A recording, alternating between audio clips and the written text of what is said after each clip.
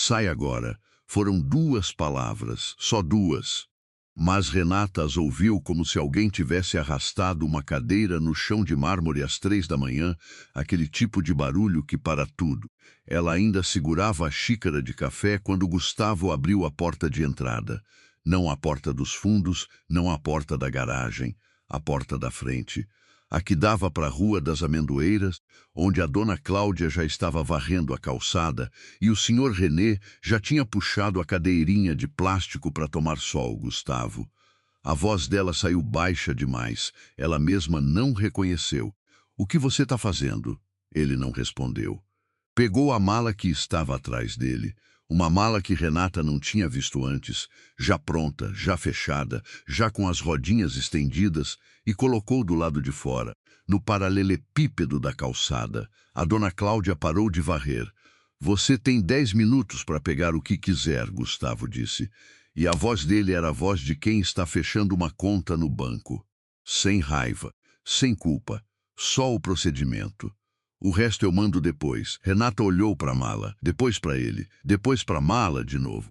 Era azul marinho com uma fita laranja que ela mesma tinha amarrado na alça para não confundir na esteira do aeroporto, numa viagem que eles tinham feito juntos para Gramado 3 anos atrás.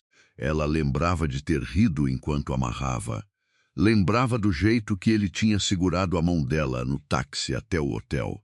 Me conta nos comentários de onde você está assistindo agora e que horas são aí.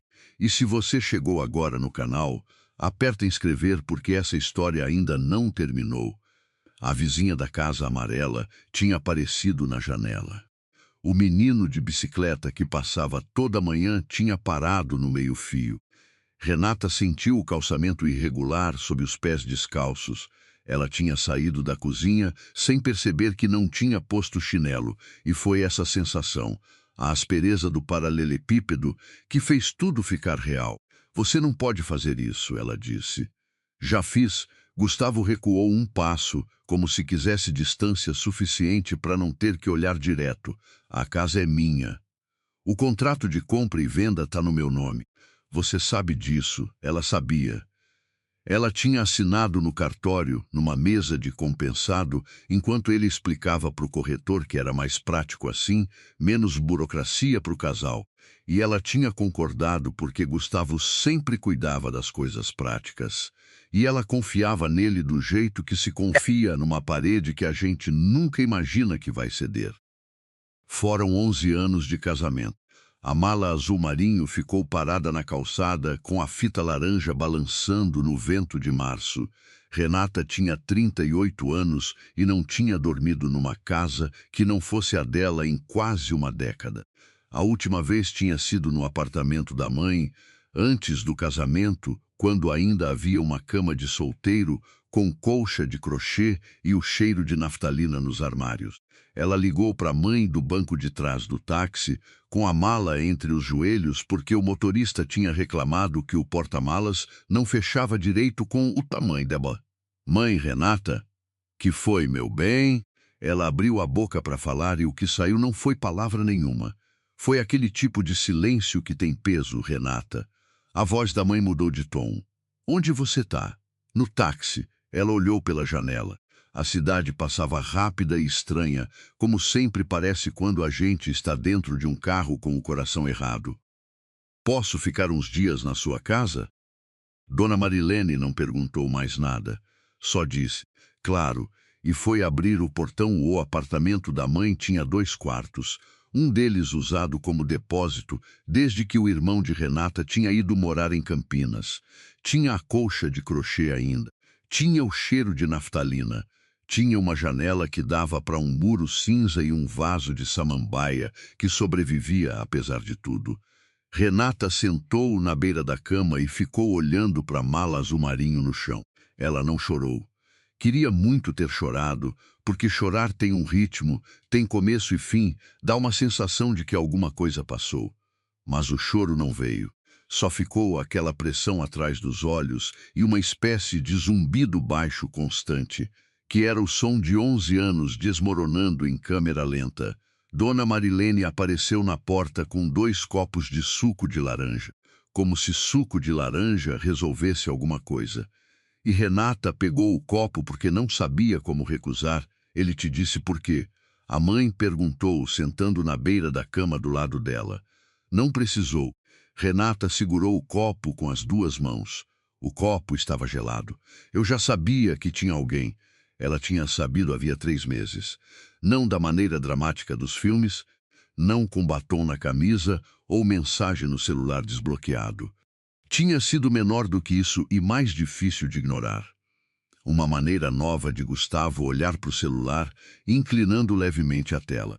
Um perfume diferente no casaco, não de mulher, de ambiente, aquele tipo de cheiro de sala de outra casa que gruda no tecido. Uma ausência que ele foi construindo tijolo por tijolo, até que, uma manhã, Renata acordou e percebeu que estava dormindo do lado de um desconhecido. Ela tinha esperado. Tinha esperado do jeito que esperou a vida inteira quando deveria ter falado, do jeito que abaixou a cabeça quando deveria ter erguido, do jeito que aceitou que a casa ficasse no nome dele porque não queria soar desconfiada. Quem é ela? A mãe perguntou. Camila Fonseca. Renata disse o nome sem inflexão nenhuma, como quem lê uma lista de supermercado. 26 anos. Trabalha na Fonseca Incorporações. A mãe ficou quieta por um segundo. Fonseca Incorporações. Isso não é a concorrente da empresa de vocês? Renata olhou para a mãe. E pela primeira vez desde a calçada, desde a mala, desde os pés descalços no paralelepípedo, ela sentiu alguma coisa se mover dentro do peito. Não dor, não raiva ainda. Alguma coisa mais fria e mais útil do que as duas. Ela disse, é exatamente isso. A construtora Menezes tinha sido fundada pelo pai de Renata, seu Orlando. Num galpão de Vila Prudente com 3 funcionários e uma caminhonete branca que fumaçava na subida. Renata tinha crescido ouvindo histórias daquele galpão. Tinha passado férias escolares fazendo cópias de plantas baixas, enquanto o pai conversava com clientes no telefone fixo. Quando seu Orlando morreu, 8 anos atrás, a empresa estava em outro patamar. 23 funcionários, projetos residenciais em 4 bairros de São Paulo, reputação construída a tijolo e a palavra empenhada. E estava no nome de Renata, não completamente. Gustavo era sócio, 40% das cotas, desde que tinham se casado no regime de comunhão parcial de bens. Mas a maioria das cotas, 60%, estava no nome dela, porque seu Orlando o tido o tipo de homem que não assina papel sem pensar. Renata tinha deixado Gustavo tocar a parte comercial da empresa, porque ele era bom nisso, bom com números, bom com obras, bom com o tipo de conversa que acontece em almoços longos com engenheiros e compradores. Ela cuidava do jurídico, dos contratos, das coisas que ele achava tediosas. E ao longo dos anos, aos poucos, do jeito que a água vai remodelando a pedra sem que a pedra perceba, ela tinha ido cedendo espaço, assinando o que ele pedia, deixando de ir às reuniões porque ele dizia que era mais eficiente assim. Ela não tinha percebido o tamanho do que estava cedendo até a tarde em que seu advogado, o Dr. Fábio, ligou para dizer que alguém tinha dado entrada num processo de dissolução de sociedade. Dissolução de sociedade. Renata repetiu, sentada na mesinha da cozinha da mãe, com o suco de laranja ainda pela metade. Quem deu entrada? Gustavo Menezes, uma pausa curta. A requerente é Camila Fonseca. Na qualidade de representante legal da Fonseca Incorporações, eles alegam irregularidades contábeis nos últimos 2 anos. Renata ficou olhando para o vaso de samambaia pela janela. Irregularidades que eles mesmos introduziram, ela disse, e não era uma pergunta. Isso eu precisaria verificar com os livros contábeis, Renata. Eu sei onde estão os livros contábeis. Ela estava de pé antes de perceber que tinha levantado da cadeira. Fábio, você tem disponibilidade amanhã cedo, às 8? Às 7h30, ela desligou e ficou parada no meio da cozinha pequena, com a samambaia na janela e o cheiro de naftalina vindo do quarto. Sentiu o piso frio sob os pés. Ela ainda não tinha posto o sapato, percebeu pela segunda vez naquele dia. Desta vez ela foi buscar o sapato. O Dr. Fábio Carvalho tinha 52 anos. Óculos de armação fina e o tipo de paciência que só vem de décadas lendo contratos que outras pessoas não leram. Ele era advogado da família Menezes desde o tempo de seu Orlando. E quando Renata sentou na frente dele naquela manhã de terça-feira, com uma pasta de documentos que ela tinha passado a madrugada organizando, ele a olhou por cima dos óculos da mesma forma que a tinha olhado aos 12 anos, quando ela foi com o pai numa reunião importante. "Você dormiu?" Ele perguntou. 3 horas. Ela colocou a pasta na mesa. "Mas eu dormi nas horas certas." Fábio abriu a pasta. Ficou quieto por um tempo que pareceu mais longo do que foi. Então disse: "Renata, você sabe o que está aqui?" "Sei. Você sabia antes de ontem?" Ela pensou na resposta com cuidado, porque Fábio era o tipo de pessoa que merecia respostas com cuidado. "Eu sabia que tinha alguma coisa errada nos últimos 6 meses. Não sabia o tamanho. O tamanho era considerável. Ao longo de 18 meses, tinha redirecionado contratos de fornecedores, gonflado custos de obra em 3 projetos e estruturado uma operação que alimentava, de forma discreta mas rastreável, uma conta vinculada à Fonseca Incorporações. Não era apenas uma traição conjugal. Era um plano. Ele achou que você não ia perceber, Fábio disse. Não como acusação, só como constatação. Todo mundo acha isso. Renata olhou para a pasta aberta. "É o meu maior problema e a minha maior vantagem." Fábio tirou os óculos e limpou na baineta da camisa. Gesto que ela conhecia de memória. Era o que ele fazia quando estava prestes a dizer algo que não queria ter que dizer. "O processo de dissolução vai demorar. Eles têm um advogado bom, Renata. A Fonseca tem dinheiro para segurar isso por anos se quiserem." "Eu sei." Ela pegou de volta a pasta e fechou com cuidado. "Por isso eu não vou ganhar no processo." Fábio franziu a testa. "Eu vou ganhar antes do processo chegar em qualquer lugar," ela disse. "Você tem contato com a construtora Almeida?" "Almeida?" Ele pareceu surpreso. "Eles são maiores que você, Renata." "Muito maiores. Eu sei o tamanho deles," ela levantou. "Eu também sei que eles estão tentando entrar no segmento de média padrão. Faz 2 anos e não conseguiram porque não têm a carteira de clientes certa, nem os canteiros de obra no perfil de bairro que o mercado deles exige." Ela pegou a bolsa. "Eu tenho as 2 coisas." Fábio ficou olhando para ela por um longo segundo. "Sou, quer fazer uma fusão. Eu quero fazer uma fusão." Ela pausou na porta. Antes que Gustavo perceba que os documentos que ele precisa para a dissolução não estão onde ele acha que estão, tinha um detalhe que Gustavo não sabia. Não porque Renata tivesse escondido com intenção, ela nem sabia, até 3 semanas atrás, que ia precisar desse detalhe. Tinha sido o tipo de providência que o pai dela tomou silenciosamente, sem explicar, num cartório de Pinheiros numa tarde de 2019, seu Orlando tinha registrado os contratos mãe da construtora Menezes em 2 lugares, na sede da empresa, onde Gustavo tinha acesso, e numa cópia autenticada numa pasta numerada no escritório do Dr. Fábio, junto com uma procuração que dava a Renata poderes de gestão exclusiva em caso de litígio societário. Renata tinha descoberto a pasta 3 semanas atrás, quando foi buscar no escritório de Fábio um contrato antigo de um fornecedor.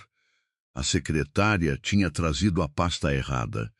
Renata tinha aberto, tinha lido, tinha ficado parada na cadeira de couro do escritório de Fábio por quase 10 minutos, processando o que o pai tinha feito. Seu Orlando sabia. Não sabia o que ia acontecer, não podia saber. Mas conhecia a filha e conhecia os riscos de deixar uma empresa que tinha construído com as próprias mãos, nas mãos de um genro que ele estimava, mas não confiava completamente. "Você era mais esperto do que eu achava, pai," Renata tinha dito baixinho, para ninguém no escritório quieto. A pasta tinha ficado com Fábio. E os contratos-mãe que Gustavo precisava para o processo de dissolução, os originais autenticados, sem os quais o processo emperrava, estavam fora do alcance dele. Só que Gustavo ainda não sabia disso. Ele estava, naquele momento, achando que tinha jogado bem. Renata passou a semana seguinte no escritório de Fábio, num ritmo que ela não conseguia descrever direito para a mãe quando voltava à noite.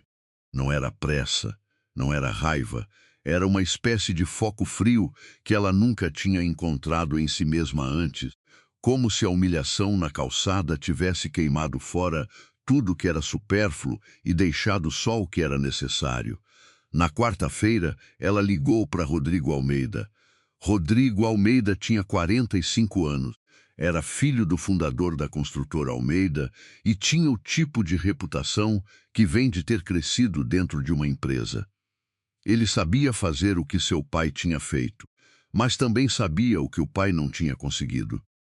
Eles tinham se cruzado em 2 eventos do setor ao longo dos anos, trocado cartão, aquele tipo de conversa profissional de corredor que não vai a lugar nenhum. Renata Menezes. Ele disse quando atendeu, e o tom era de quem reconhece o nome, mas está calibrando o nível de surpresa que deve demonstrar. Que prazer. Faz tempo, faz. Ela foi direto.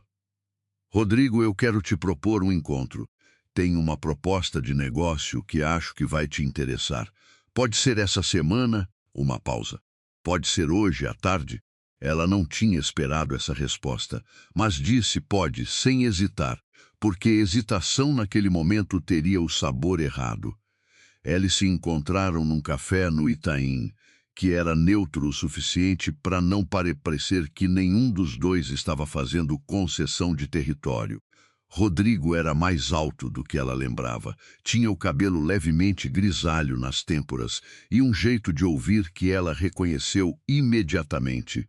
O jeito de quem aprendeu que escutar bem é mais vantajoso do que falar muito. Ela apresentou a proposta em 22 minutos, sem rodeios, sem vender sonhos. Números, carteira de clientes, localização dos canteiros, vantagem competitiva específica que a Menezes tinha, que a Almeida precisava. Rodrigo ouviu. Tomou o café até o fim. Então disse: você está passando por um processo de dissolução societária. Sei que você sabe. Ela colocou o copo na mesa. Mas o processo vai emperrar, Rodrigo.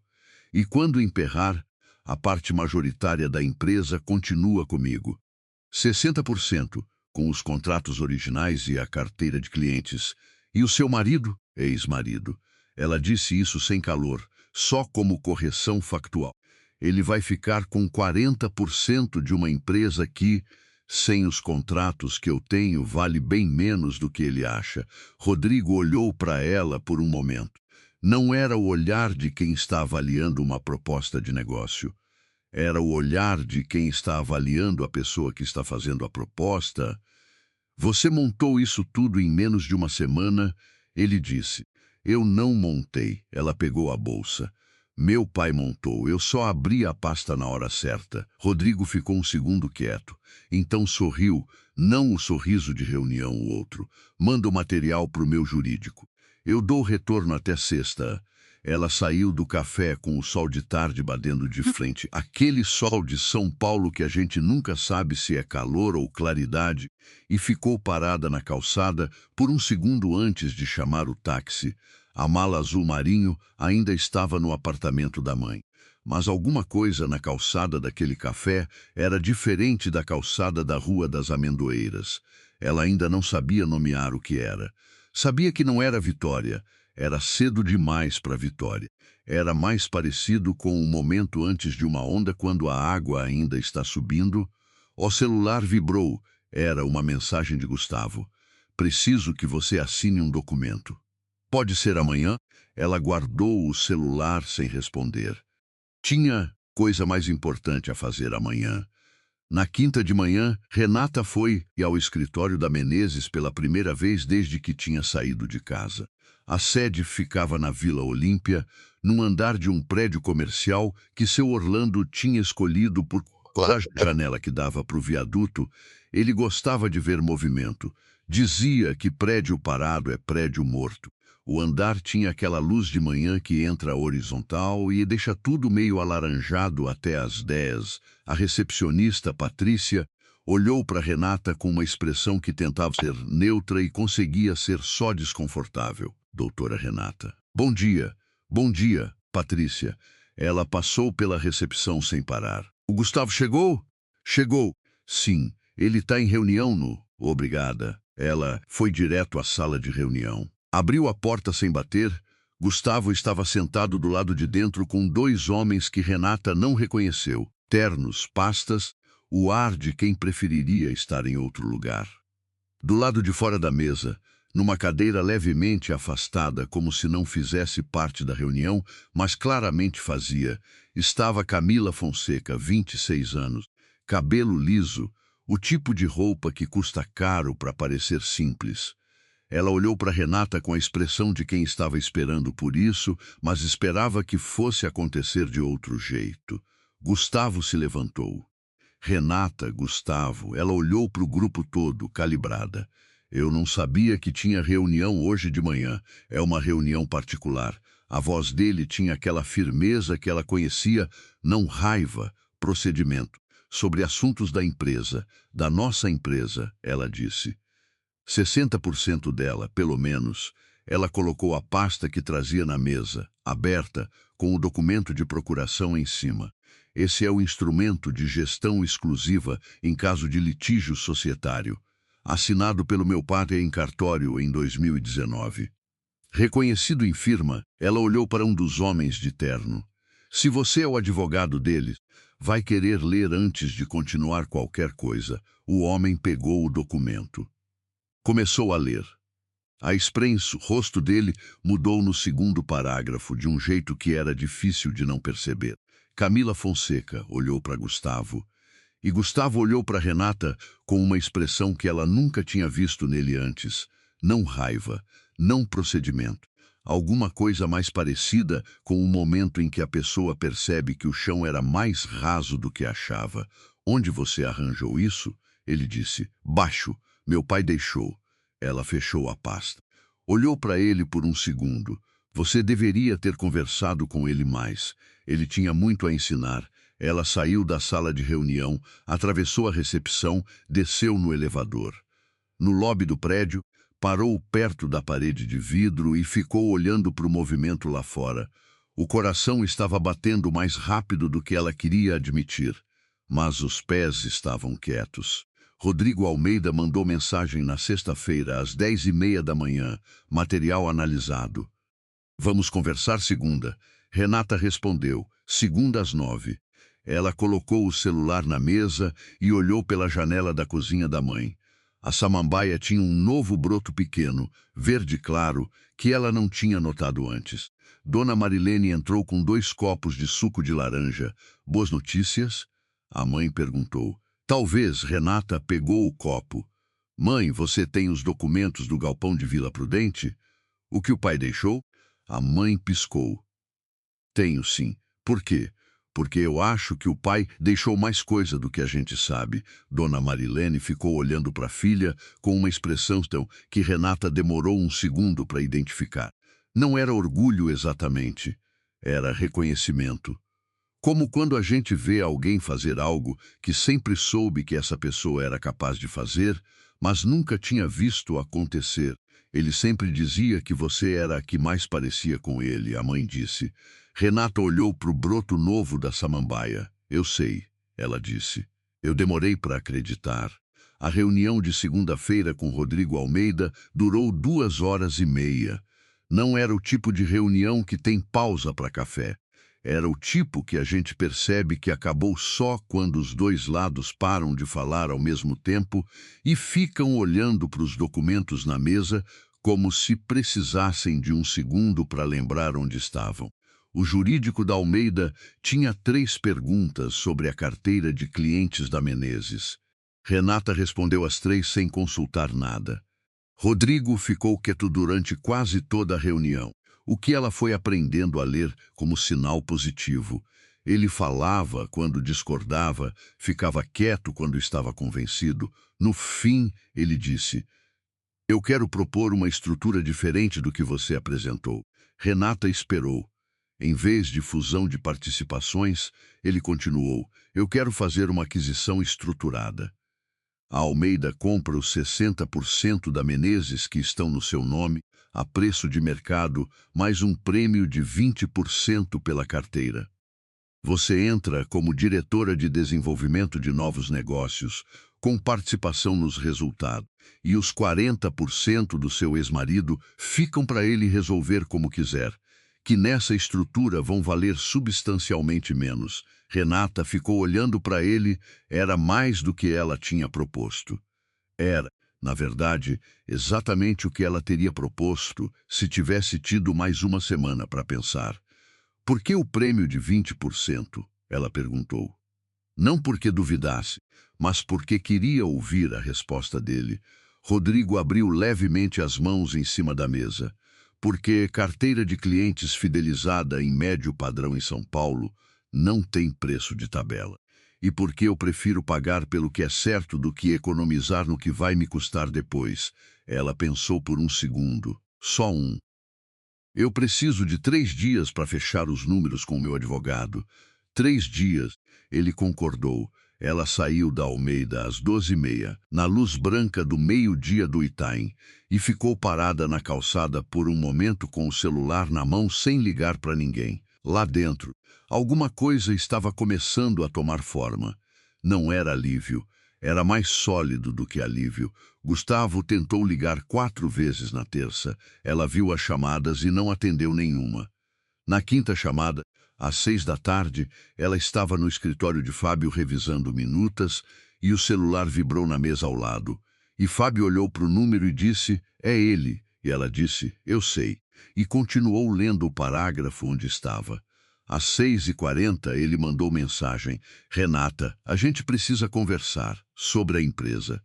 Tem coisa que você não sabe. Ela leu, esperou 2 minutos. Respondeu, eu sei mais do que você acha. Fala com o meu advogado. Fábio leu a troca por cima do ombro dela. Você não quer saber o que ele quer dizer com coisa que você não sabe? Já sei o que ele vai dizer. Ela passou para a próxima página da minuta, que foi a Camila quem planejou tudo, que ele foi manipulado, que ele não queria isso. Ela pausou. Pode até ser parcialmente verdade, não muda nada.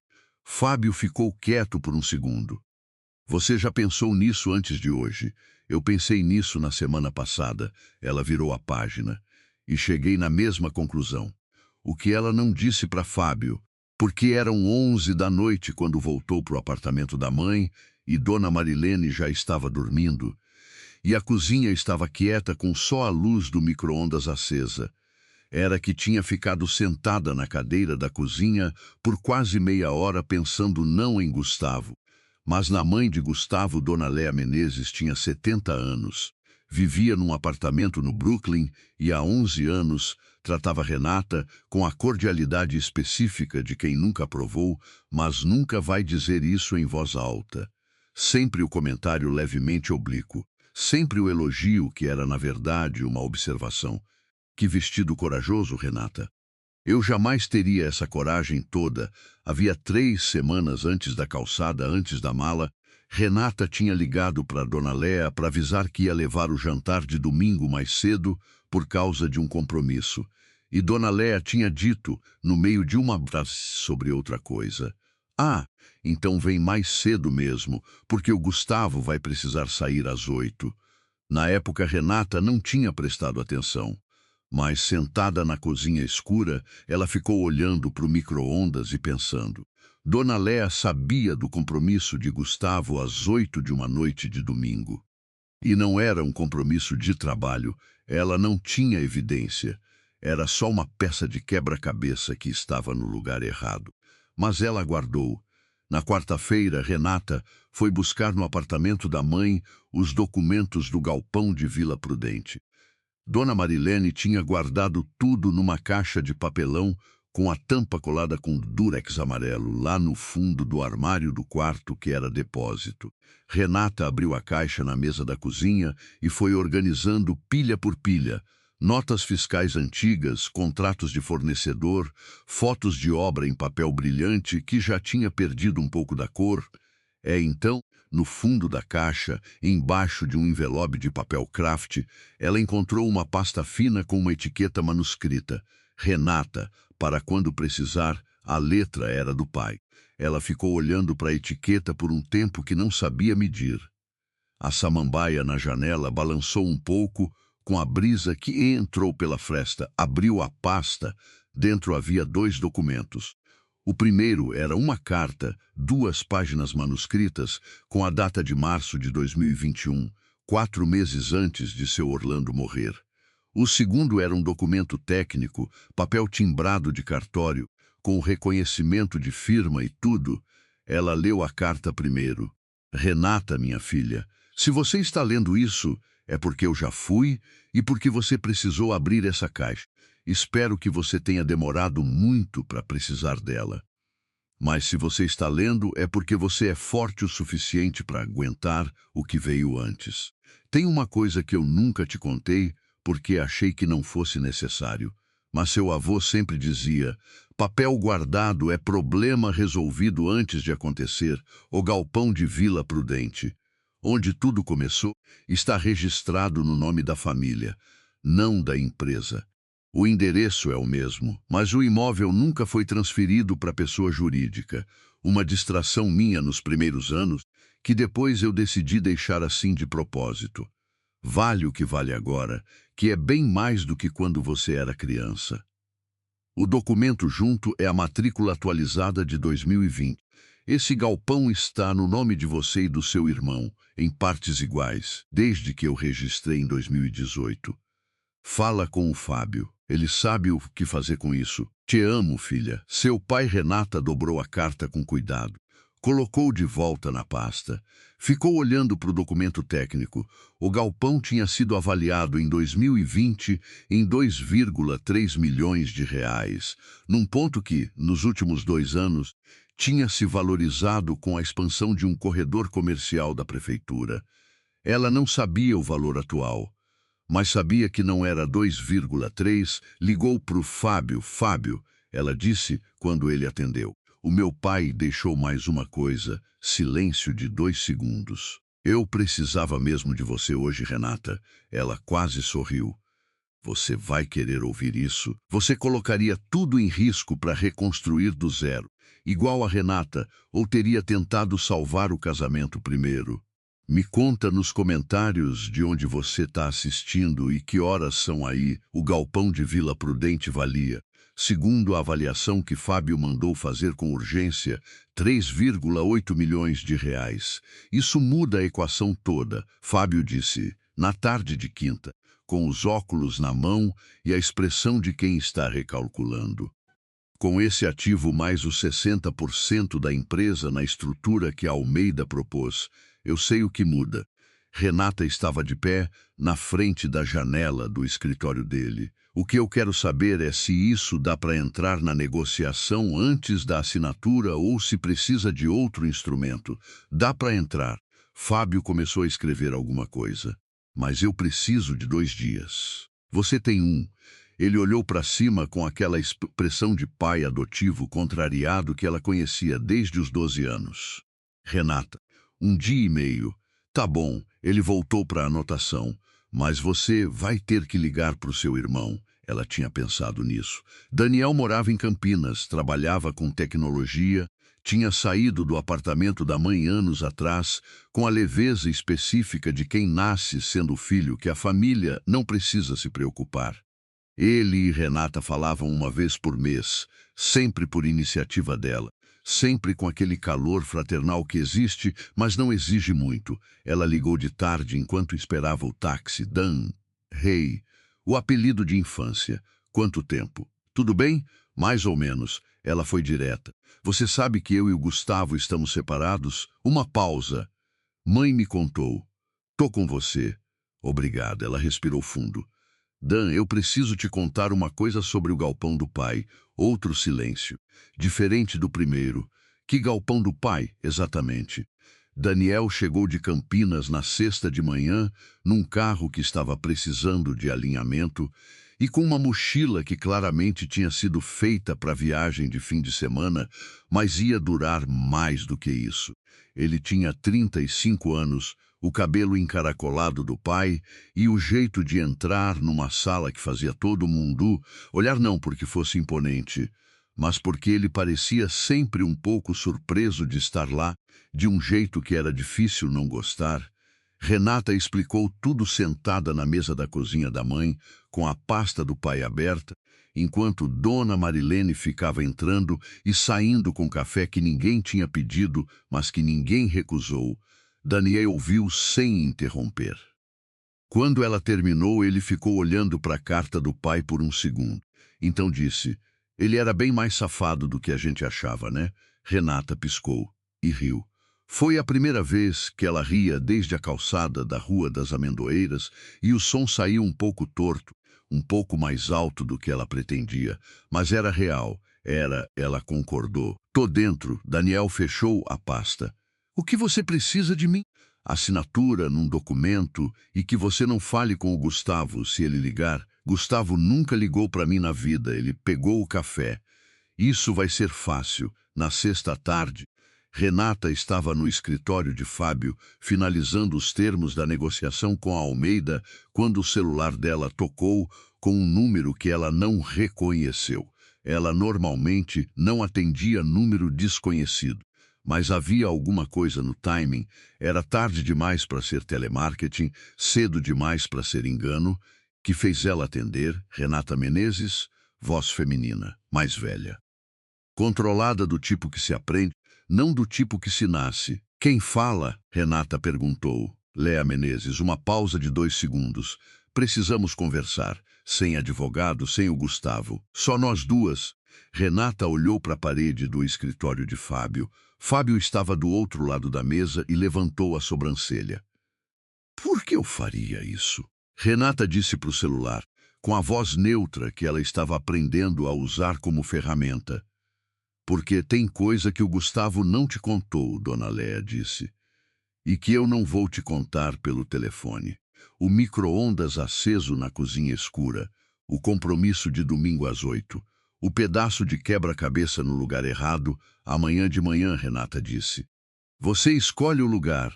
Dona Léa escolheu uma padaria no Brooklyn, a 2 quadras do apartamento dela, daquelas padarias que existem há 30 anos e não mudaram nada. As mesinhas de mármore falso, as banquetas altas no balcão, o pão francês que cheira do lado de fora. Ela já estava lá quando Renata chegou. Sentada numa mesa do fundo, com uma xícara de café pela metade e as mãos no colo, usando um cardigan azul marinho, a mesma cor, Renata não pôde deixar de notar, da mala na calçada da Rua das Amendoeiras. "Obrigada por vir", Dona Léa disse quando Renata sentou. "Você disse que tinha coisas importantes." Renata não pediu nada no balcão.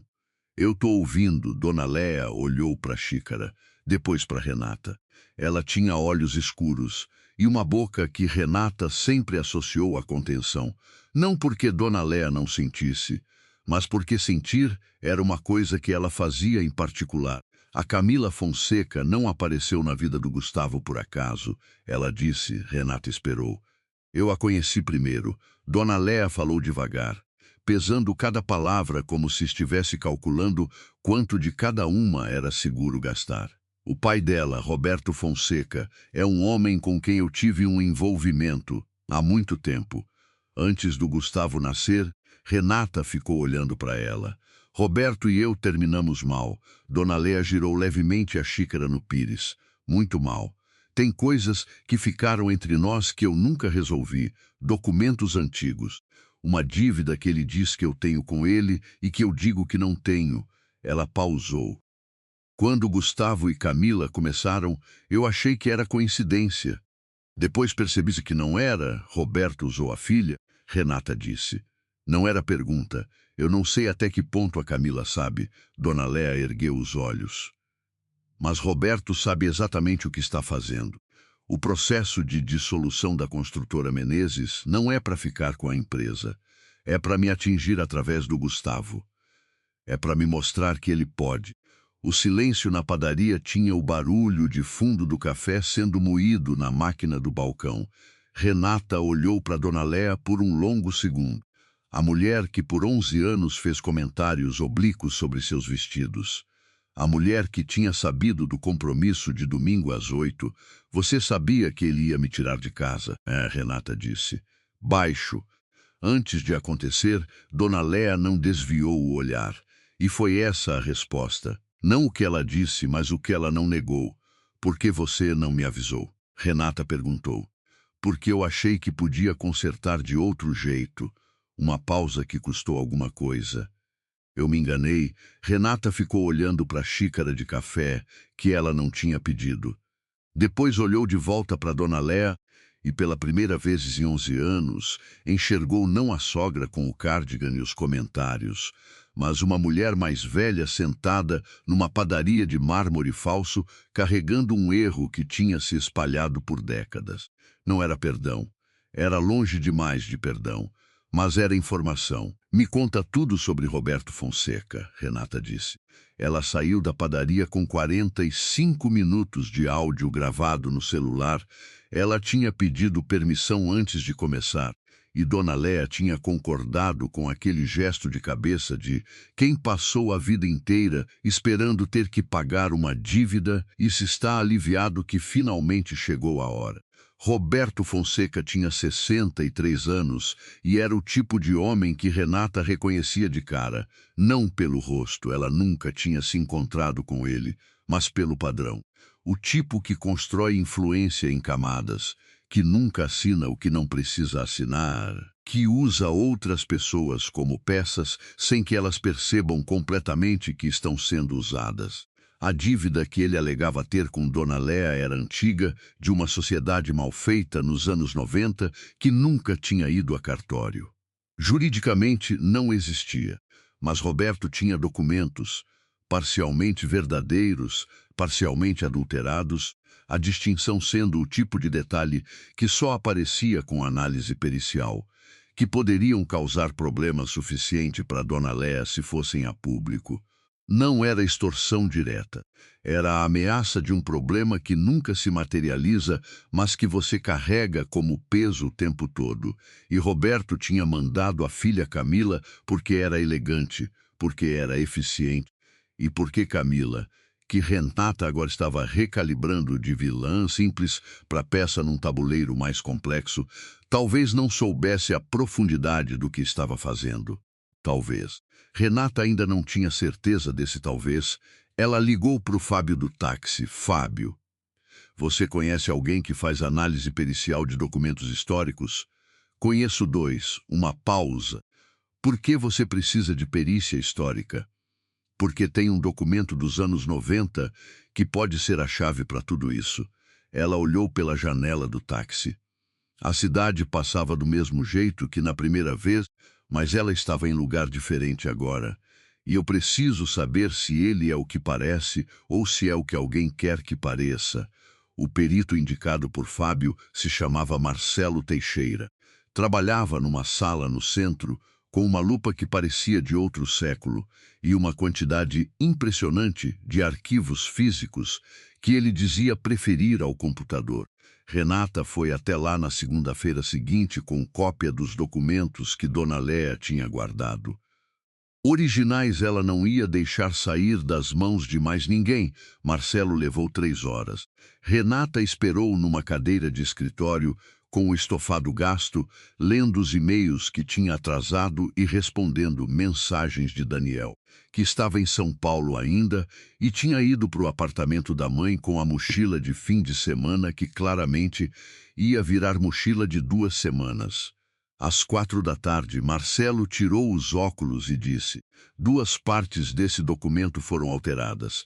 A data original era 1994. Alguém sobrescreveu para 1997, o que muda a validade da suposta dívida dentro do contexto legal daquele período.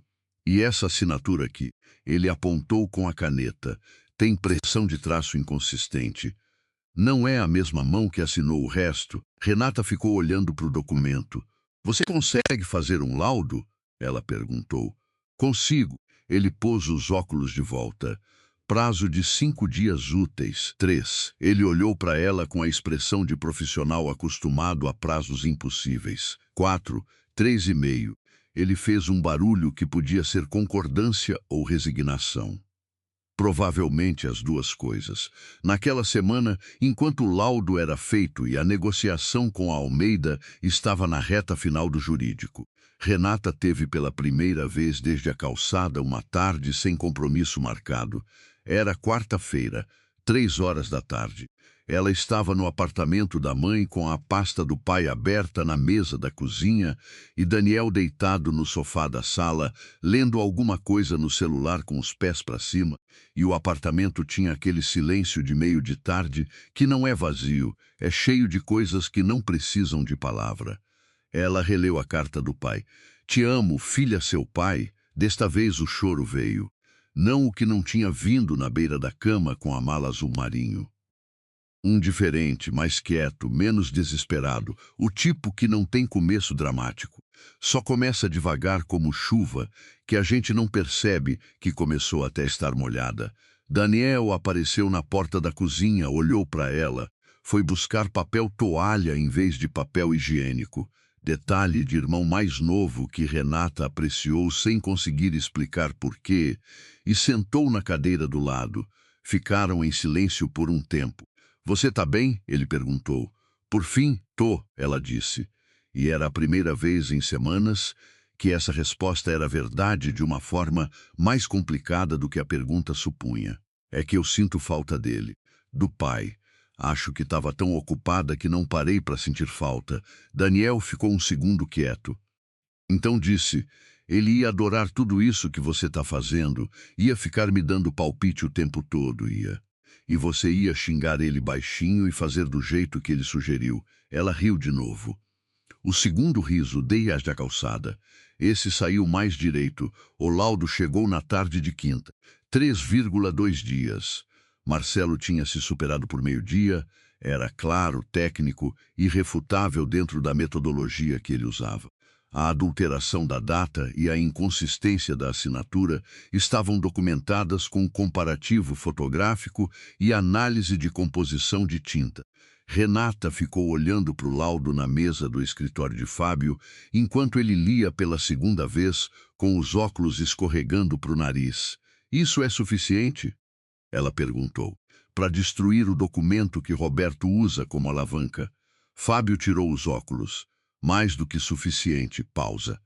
Mas isso não acaba o processo de dissolução da empresa, Renata. São coisas separadas. O processo continua sendo alimentado pelos advogados dele. Eu sei, ela pegou o laudo. Mas o processo de dissolução só interessa a Roberto enquanto ele tem a alavanca. Tira a alavanca, tira o interesse dele. Fábio ficou olhando para ela. Você quer confrontar Roberto diretamente, não? Ela colocou o laudo na pasta. Eu quero confrontar a Camila. Ela marcou o encontro pelo advogado dela. Um e-mail formal, linguagem jurídica, proposta de reunião de mediação entre as partes. A Camila respondeu através do advogado dela no mesmo dia, o que disse alguma coisa sobre o estado de nervosismo do lado de lá. Eles se encontraram num escritório de mediação em Pinheiros. Sala neutra com mesa oval e 2 jarras de água que ninguém tocou. Camila Fonseca entrou com o advogado dela do lado esquerdo e a expressão de quem se preparou para uma confrontação e está levemente incomodada que o outro lado está mais quieto do que esperava. Ela tinha, de perto e à luz do dia, um ar diferente do que Renata tinha visto na sala de reunião da Menezes. Menos seguro, mais jovem do que os 26 anos. Renata colocou o laudo no centro da mesa. Esse é o laudo pericial do documento que o seu pai usa como base para a ameaça que está alimentando todo esse processo, ela disse. Voz direta, sem calor, sem raiva visível. A data foi adulterada e há inconsistência de assinatura. Isso invalida o instrumento juridicamente. Camila olhou para o laudo, o advogado dela também. Renata viu o advogado fazer aquele movimento sutil de quem reconhece um problema que vai precisar de uma conversa particular com o cliente. Isso não tem relação com o processo de dissolução societária. O advogado de Camila disse. Tem toda a relação, Fábio respondeu. E nós disso. Silêncio. Camila estava olhando para o laudo com uma expressão que Renata ficou observando com cuidado. Não era a expressão de quem recebe um golpe que estava esperando. Era a expressão de quem recebe uma informação que reorganiza outras informações que já estavam lá, Camila. Renata falou diretamente para ela, não para o advogado. Eu preciso te perguntar uma coisa e eu quero que você pense antes de responder. Camila ergueu os olhos. Você sabia da dívida que seu pai alega ter com a dona Léa? Uma pausa que durou mais do que o necessário se a resposta fosse não. Meu pai disse que era uma situação antiga de negócios que... Essa não é a pergunta que eu fiz. Renata manteve o tom igual. Você sabia que esse processo todo, a empresa, o Gustavo, eu, eram ferramentas num problema pessoal entre seu pai e dona Léa? O advogado de Camila disse, minha cliente não precisa. E Camila disse, pode parar ao mesmo tempo, e o advogado parou, surpreso. Camila ficou olhando para Renata. Não, ela disse. Voz menor do que antes. Não sabia disso, Renata acreditou nela. Não por ingenuidade, ela tinha ficado sem ingenuidade na calçada da Rua das Amendoeiras. Mas porque havia um tipo de surpresa que não se saia, e o que estava no rosto de Camila era exatamente esse tipo. Então você e eu, Renata disse, temos o mesmo problema. Só que você ainda não sabe o tamanho do seu. Ela não tinha planejado o que aconteceu na meia hora seguinte. Mas quando Camila pediu para o advogado esperar do lado de fora por um momento e ficou olhando para Renata com aquela expressão de quem acabou de ver o mapa de um território que achava que conhecia, Renata contou não tudo, o suficiente. O suficiente para Camila entender que o pai dela tinha usado uma dívida falsa para acionar um processo que ia desgastar uma empresa e uma mulher que nunca tinham tido nada a ver com a história original. O suficiente para Camila perceber que o Gustavo dela era também, em alguma medida, uma peça numa jogada do Roberto. Ele nunca me disse nada disso, Camila disse. Baixo, os pais não costumam. Renata olhou para ela. O meu também não me disse muita coisa. A diferença é que o meu escondia as coisas boas. Camila olhou para o laudo aberto na mesa. Depois olhou para Renata. E havia naquele olhar uma pergunta que ela não fez em voz alta, mas que Renata reconheceu porque era a mesma que ela tinha ficado se fazendo nas últimas semanas. E agora? O processo vai ser retirado. Renata disse. Não como pergunta. Camila ficou um segundo quieta. Eu preciso falar com o meu pai. Eu sei. Renata se levantou. Mas quando você falar com ele, mostre o laudo e pergunte para ele onde ele estava em novembro de 1994. Camila olhou para cima. Porque o documento original é de novembro de 1994, Renata disse. E a data que ele adulterou foi justamente essa. Quando você perguntar, você vai ver no rosto dele se ele esperava que alguém encontrasse isso. Ela pegou a pasta, agradeceu ao mediador na porta e saiu. No elevador, sozinha, ela encostou as costas na parede de metal escovado e fechou os olhos por 3 segundos. Quando abriu, o elevador estava no térreo, o celular vibrou. Era Rodrigo Almeida. Jurídico fechou os últimos pontos. Podemos assinar na sexta? Ela respondeu enquanto atravessava o lobby. Sexta às 10 do lado de fora. O sol de São Paulo estava daquele jeito de final de tarde que não decide se vai embora ou fica, aquela luz lateral que pega em tudo de lado e faz até o concreto parecer que tem profundidade. Ela ficou parada na calçada de Pinheiros por um momento. Em algum lugar nessa cidade, Gustavo estava descobrindo que os documentos que precisava não estavam onde achava. Roberto Fonseca ia receber uma ligação da filha com perguntas que ele não estava pronto para responder. E numa padaria de mármore falso no Brooklyn, Dona Léa Menezes estava carregando o peso de um erro que tinha se espalhado por décadas e finalmente estava perto de parar de se espalhar. Renata tinha, ao longo das últimas 2 semanas, desmontado um tabuleiro que outras pessoas tinham montado e sem que ela soubesse que era jogadora. Mas o jogo não tinha acabado. Havia ainda uma coisa que estava solta. Uma conversa que ela sabia que ia precisar ter, num momento que ela ainda não podia controlar, com um homem que ela tinha amado 11 anos e que tinha achado que ela era o tipo de parede que não precisa de alicerce. E havia ainda o Roberto Fonseca, que quando recebesse a ligação da filha ia reagir de algum jeito. E ela não sabia ainda de qual jeito. Ela chamou o táxi. A cidade continuou passando. Roberto Fonseca ligou para Renata na manhã de quinta-feira. Ela não estava esperando que fosse ele. Esperava a Camila, esperava o advogado da Camila, esperava qualquer pessoa que não fosse o próprio Roberto, porque homens que operam em camadas não costumam aparecer na superfície quando as coisas desmoronam, costumam mandar alguém aparecer no lugar deles. Mas era o número dele. Ela sabia porque Fábio tinha mandado o número como parte do dossiê que ela tinha pedido. Ela atendeu Renata Menezes. A voz dele era grave, pausada. Aquele tipo de voz que passou décadas sendo cultivada para soar como autoridade. Eu precisava conhecer você pessoalmente. Parece que não vai ser possível. Então esse telefone vai ter que ser suficiente. Roberto Fonseca. Ela foi buscar a pasta do laudo na mesa da cozinha. Pode falar, minha filha me mostrou o laudo. Uma pausa calculada. Bom trabalho, não foi trabalho meu. Foi de um perito, certo? Outra pausa. O silêncio dele tinha textura. Ela conseguia sentir o quanto estava sendo usado para efeito. Você sabe que esse laudo não resolve tudo. Eu sei que resolve o suficiente. Talvez.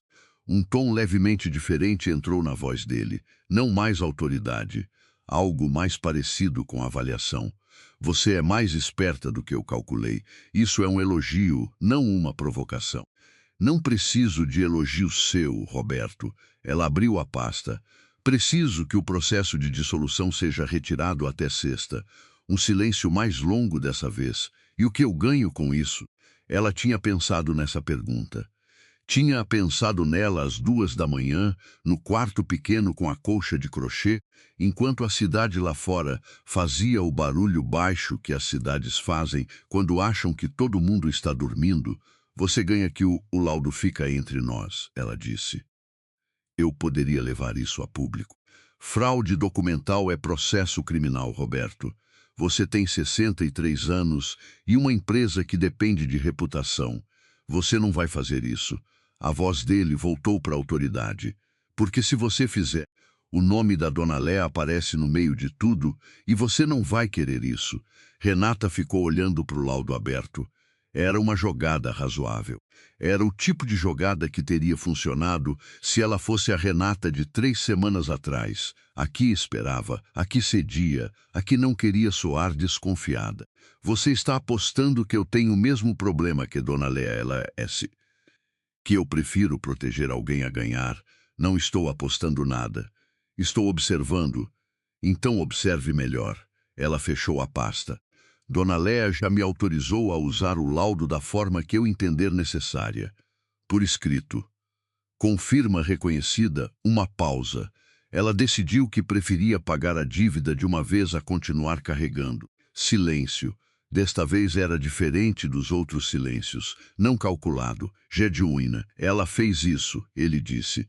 Não era pergunta, era o som de alguém recalculando um tabuleiro que achava que conhecia. Fez. Renata olhou pela janela. A samambaia tinha mais 2 brotos novos que ela não tinha notado antes. Sexta, Roberto. O processo é retirado. Ela desligou antes que ele respondesse. Ficou parada na cozinha por um momento. O coração batia mais rápido do que ela queria, mas não do jeito de antes. Não o ritmo do medo. O ritmo de quem acabou de cortar uma corda que estava esticada há muito tempo. Do lado de fora, São Paulo fazia seu barulho habitual de manhã. O processo de dissolução foi retirado na quinta à tarde. Fabio mandou mensagem às 16h42. Retirado. Sem condições, sem contraproposta. Renata, o que você disse para esse homem? Ela respondeu, a verdade na ordem certa. Ela estava no apartamento da mãe quando a mensagem chegou, sentada na cadeira da cozinha com o notebook aberto, dos documentos finais da negociação com a Almeida. Daniel estava na sala com o notebook dele, trabalhando em algo que ele descrevia vagamente como umas coisas de sistema, sempre que a mãe perguntava. Dona Marilene entrou com suco de laranja. Terceiro copo do dia. Ela tinha uma teoria sobre vitamina C que a família toda respeitava sem questionar, e olhou para o rosto de Renata. Acabou? A mãe perguntou. Quase. Renata pegou o copo. Tem uma coisa que ainda falta. A mãe não perguntou o quê. Sentou na cadeira do lado, dobrou as mãos no colo e ficou ali. O tipo de presença que não resolve nada, mas que pesa do jeito certo. Gustavo ligou às 18h40. Ela estava esperando. Não naquele dia especificamente, mas sabia que ia acontecer. Quando o processo caiu, ele ia saber que o chão tinha mudado de novo. E ia ligar porque era o que ele fazia quando não tinha mais procedimento para seguir. Ela atendeu na varanda do apartamento, onde a luz de fim de tarde entrava horizontal e quente. Renata, Gustavo. Um segundo de silêncio. O processo foi retirado. Eu sei, você foi falar com o Roberto. Fui, outra pausa. A voz dele, quando voltou, tinha perdido a camada de procedimento que ela conhecia, estava mais crua, mais parecida com a voz que ele tinha quando eram novos e brigavam às 3 da manhã sobre coisas que não importavam. Você sabia que era ele por trás de tudo? Fui descobrindo. E a Camila? A Camila foi peça, Gustavo. Igual a você, silêncio longo. Ela ficou olhando para o muro do prédio vizinho, onde uma trepadeira tinha tomado quase toda a extensão. Ela nunca tinha prestado atenção nessa trepadeira antes, mas estava lá, verde escura, crescendo sem que ninguém pedisse licença. Eu errei, ele disse, voz baixa. Não o tom de quem está pedindo desculpa estrategicamente. O outro, ela ficou um segundo quieta. Você errou, ela concordou, sem calor, sem raiva. A temperatura que sobra quando as duas já foram embora. Eu sei que não tem conserto, uma pausa, mas eu quero que você saiba que eu não sabia do Roberto, da dívida, dos documentos. Eu achei que a Camila era. Eu acredito que você não sabia, ela encostou no corrimão da varanda, mas você sabia de outras coisas. Sabia o que estava fazendo com a empresa. Sabia que estava me tirando de decisões que eram minhas de direito. Sabia que a casa estava no seu nome e o que isso significava se você quisesse usar. Ela pausou. Você não planejou tudo, Gustavo, mas você construiu o cenário onde tudo foi possível. Silêncio no lado.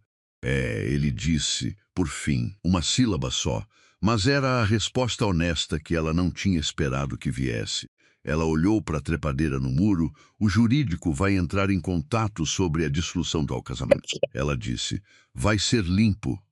Eu não quero guerra, tá? A voz dele estava estranha, não do jeito ruim, do jeito de quem está ouvindo alguma coisa que esperava que fosse diferente e está processando que não é. Renata, quê? O galpão de Vila Prudente, uma pausa. Seu pai era mais esperto do que eu dei crédito. Ela quase disse algo. Decidiu não dizer. Algumas coisas não precisam de última palavra. Boa noite, Gustavo, ela disse e desligou. Ficou na varanda por mais alguns minutos, com o celular na mão e a trepadeira no muro do vizinho e o barulho de São Paulo subindo da rua.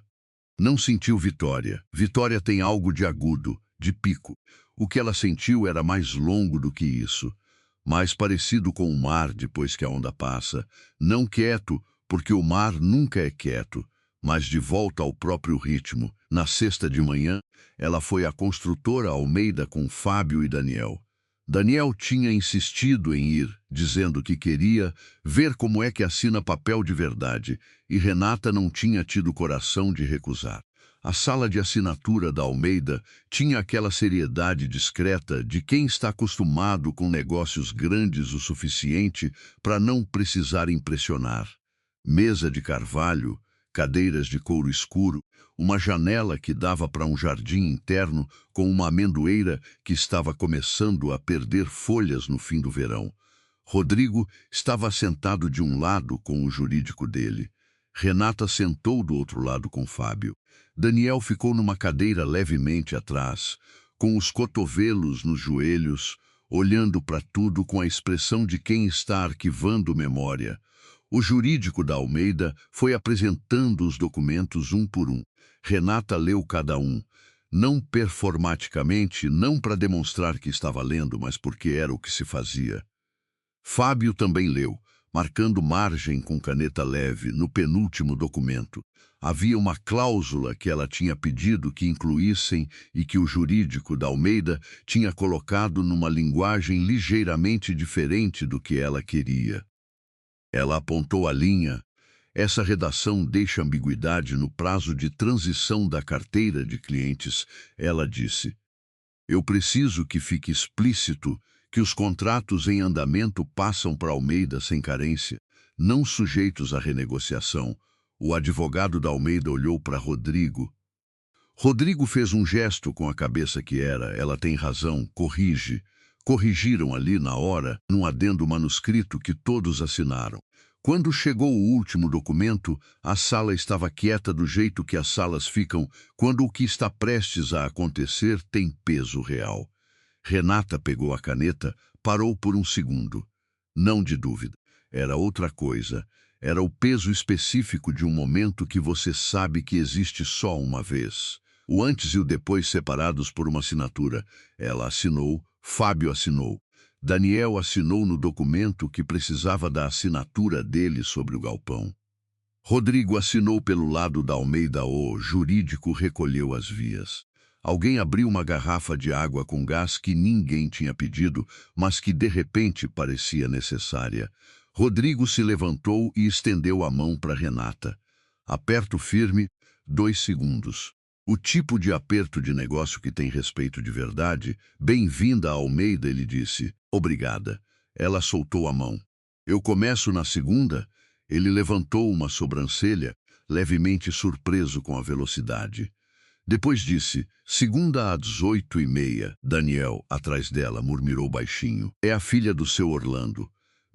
Eles saíram do prédio, os 3 juntos, na luz da manhã de sexta, que estava daquele branco limpo que São Paulo consegue ter em alguns dias específicos de março, quando o calor ainda não esquentou demais e a chuva da noite lavou o ar. Fábio foi na frente, com a pasta de documentos embaixo do braço, o passo apressado de quem tem outros compromissos e está satisfeito com como esse terminou. Daniel andou do lado de Renata pela calçada. E aí, ele disse, como você tá? Ela pensou na pergunta de verdade, não a versão automática. Tô cansada, ela disse. Mas é o tipo de cansaço que não é ruim. Cansaço de ter feito coisa, é. Ela olhou para frente. A rua era larga, tinha árvores nos 2 lados, aquelas árvores de calçada de São Paulo que crescem tortas para desviar de fiação e concreto e que ficam bonitas assim mesmo.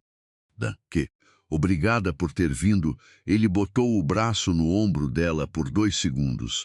O abraço de irmão mais novo que não precisa durar mais do que 2 segundos para dizer que precisa dizer. E então tirou e disse. O pai ia estar falando pelo celular com algum fornecedor agora mesmo, completamente alheio a tudo. Ela riu. O terceiro riso desde a calçada da Rua das Amendoeiras. Esse saiu do lugar certo. Havia uma coisa que ainda estava por fazer. Ela foi sozinha de tarde, sem avisar ninguém. O apartamento de Dona Lé, no Brooklyn, era num prédio dos anos 80. Com portaria de madeira escura e um elevador que demorava mais do que o necessário. Renata subiu de escada, eram 4 andares, e ficou parada na frente da porta por um segundo antes de tocar a campainha. Dona Léa abriu a porta com uma expressão que tentava ser neutra e conseguia ser só vigilante. A expressão de quem não sabe o que está vindo, mas sabe que está vindo alguma coisa, Renata. Ela recuou para deixar entrar. Entra, o apartamento era menor do que Renata imaginava. Ela nunca tinha ido aqui. Nos 11 anos de casamento, as visitas eram sempre na casa de Gustavo, nunca aqui. Tinha aquela decoração de quem viveu em lugares maiores e foi guardando as peças mais importantes quando o espaço diminuiu. Uma estante com foto do Gustavo criança. Uma xícara de café esquecida na mesinha de centro. Um cardigan azul marinho jogado no braço do sofá. Elas sentaram na sala. Dona Léa esperou. O processo foi retirado, Renata disse. Eu ouvi. Uma pausa. O Gustavo me ligou. Então você sabe que a conversa com o Roberto funcionou. Sei, Dona Léa ficou olhando para as mãos. Você usou o que eu te dei, usei. Silêncio. Renata olhou para a estante com a foto de Gustavo criança. Ele tinha uns 6 anos, estava com um uniforme de futebol grande demais, sorrindo de um jeito que ela raramente tinha visto no Gustavo adulto. Dona Léa, ela falou devagar, porque o que ia dizer precisava de velocidade certa. Eu sei que você sabia que o Gustavo ia me tirar de casa, a mulher não se mexeu e eu preciso entender uma coisa. Renata olhou para ela. Você avisou ele porque Roberto estava te pressionando? Porque se a empresa caísse você ficava protegida de alguma forma? Silêncio longo. A cidade lá embaixo fazia o barulho de sempre. Roberto me disse que se eu não convencesse o Gustavo a agir logo, ele ia a público com os documentos, Dona Léa disse. Voz baixa, sem ornamento. Eu sabia que os documentos eram adulterados, mas não sabia provar. E eu, ela parou. Começou de novo. Eu pensei que se o casamento terminasse rápido, antes do processo da empresa se aprofundar, você sairia com o que era seu e pararia de ser um alvo. Renata ficou olhando para ela. Você achou que estava me protegendo. Dona Léa ergueu os olhos. Eu achei que estava escolhendo o menor dos erros. Uma pausa, mas eu estava errada, e eu sabia que estava errada enquanto fazia, e ali estava. O segundo, quando a peça se encaixou no lugar que ela tinha suspeitado, mas não confirmado, a humilhação na calçada da Rua das Amendoeiras, os pés descalços no paralelepípedo, a mala azul marinho com a fita laranja, tudo isso não tinha começado com a Camila, não tinha começado com Gustavo. Tinha começado com um erro de 30 anos atrás entre duas pessoas que Renata nunca tinha sido. Ela, sem saber que era jogadora, tinha sido arrastada para o tabuleiro. Ela ficou sentada com essa informação por um momento. Sentiu o peso dela. Não o peso de quem descobriu algo que vai mudar tudo, mas o peso de quem finalmente vê o mapa completo de um território que percorreu sem entender. Você devia ter me dito, Renata disse. Devia, sem defesa, sem tentativa de recontextualizar. Eu me enganei sobre muita coisa a seu respeito, ao longo de muito tempo. Inclusive sobre o que você seria capaz de fazer se soubesse. Renata ficou olhando para ela. Em 11 anos, Dona Léa nunca tinha dito uma frase assim sobre ela, nenhuma frase parecida. Sempre os comentários oblíquos, sempre a cordialidade que era a forma mais educada de distância. O que o Roberto tem contra você, Renata disse. A dívida original de 1994. O que realmente aconteceu? Dona Léa ficou quieta por um longo segundo, então disse, a gente foi sócios por 2 anos, num empreendimento pequeno, antes de qualquer sucesso de qualquer um dos dois. Eu saí da sociedade e levei um cliente que era o cliente mais importante que a gente tinha. Roberto nunca me perdoou porque a empresa dele não sobreviveu e a minha sim. Ela pausou. Não era dívida. Era rancor com documento por cima e você ficou carregando isso 30 anos. Eu ignorei por 28. Os últimos 2 foi que virou peso. Renata olhou para a xícara de café esquecida na mesinha. Estava fria faz tempo. O laudo vai ficar com o Fábio, ela disse, guardado. Se o Roberto se mover de novo, ele existe. Se não se mover, ninguém precisa saber. Dona Léa ficou olhando para ela. A expressão dela era de alguém que estava esperando uma cobrança e recebeu uma outra coisa que ainda estava processando o nome. Por quê? Ela perguntou. Porque o Gustavo é filho de alguém. Renata levantou. E esse alguém cometeu um erro tentando proteger o filho do jeito errado. Ela pegou a bolsa. Não é perdão, Dona Léa, mas é o fim de uma história que não era minha. Ela foi até a porta. Parou com a mão na maçaneta. O comentário do vestido, ela disse, sem se virar, aquele que você fazia. Que vestido corajoso, eu jamais teria essa coragem. Dona Léa não respondeu. Era verdade. Renata disse, você nunca teria. Mas não do jeito que você queria dizer. Ela abriu a porta e saiu. No elevador, ela apertou o botão do térreo e ficou olhando para os números descendo. 4, 3, 2, 1. Quando as portas abriram no hall do prédio, ela saiu segunda-feira, 8h25. Renata estava no saguão da construtora Almeida, com 5 minutos de antecedência, porque era o tipo de pessoa que chega 5 minutos antes mesmo, quando ninguém está medindo. Ela tinha uma pasta, o notebook e uma xícara de café que tinha tomado no caminho, não do apartamento da mãe, do apartamento novo que tinha assinado na sexta à tarde, 2 quartos em Pinheiros, janela que dava para uma rua com árvores. A mala azul marinho estava lá, devidamente desfeita, com as roupas no armário que ela mesma tinha montado no sábado, com uma chave de fenda e uma paciência que surpreendeu ela mesma. A recepcionista da Almeida disse, bom dia, doutora Renata. Pode subir, com o tom de quem já foi avisado de que ela era esperada. No elevador, ela ficou olhando para o reflexo dela na porta espelhada. Cabelo preso, blazer grafite, a pasta embaixo do braço. A mesma cara de sempre e também não exatamente. Havia alguma coisa na posição do ombro, no jeito que ela segurava a pasta, que era diferente. Mais direto. Menos pronto para pedir desculpa por estar ocupando espaço, as portas abriram no andar dela. Rodrigo estava na porta da sala dele, café na mão, com aquela expressão de quem chegou antes de todo mundo e gosta disso. Segunda às 8h30, ele disse quando a viu, vocês levou a sério, eu sempre levo a sério. Ela passou por ele. Onde é a minha mesa? No fim do dia, sentada na mesa nova com a janela que dava para o jardim interno com a amendoeira, Renata abriu o notebook e ficou um momento olhando para a tela antes de começar a trabalhar. Ela pensou em seu Orlando no galpão de Vila Prudente, fazendo cópias de plantas baixas ao telefone com fornecedor. Pensou na pasta com a etiqueta manuscrita no fundo de uma caixa de papelão.